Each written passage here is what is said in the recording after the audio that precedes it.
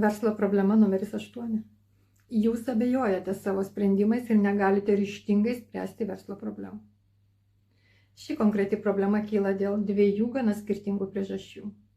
Jūs neskiriate pakankamai dėmesio savo darbuotojams ir kitiems vadovams, o klientams bei tiekėjams pateikėte save kaip kažką, ko iš tiesų nesate.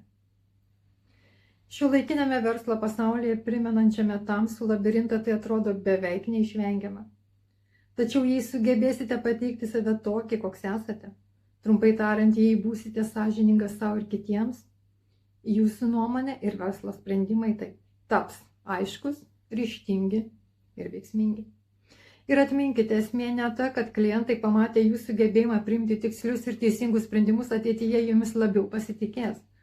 Kur kas svarbiau, kad jūsų sąmonėje susiformuos mąstymo modelis, leidžiantis jums jaustis tokiu žmogumi, kuris geba priimti tikslius sprendimus. Šis įprotis elgtis sąžiningai pradės formuoti jūsų realybę, tokią, kurioje žmonės elgiasi taip pat sąžiningai, sprendimai priimami greitai ir tiksliai, o pinigai patys ateina jūsų rankas.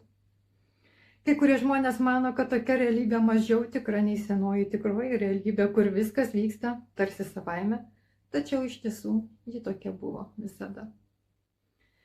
Netikėtai prarasta didelė pinigų suma gali būti tik seno mąstymo modelio pasekmė, atsiradusi po to, kai praeityje patys ką nors apgavote ar pasielgėte nesąžiningai. Tačiau pinigai vis tiek bus prarasti, kartais ir labai skaudžiai. Nieko nepadarysi, viskas taip ir vyksta, bet jūs galite su tuo tvarkytis.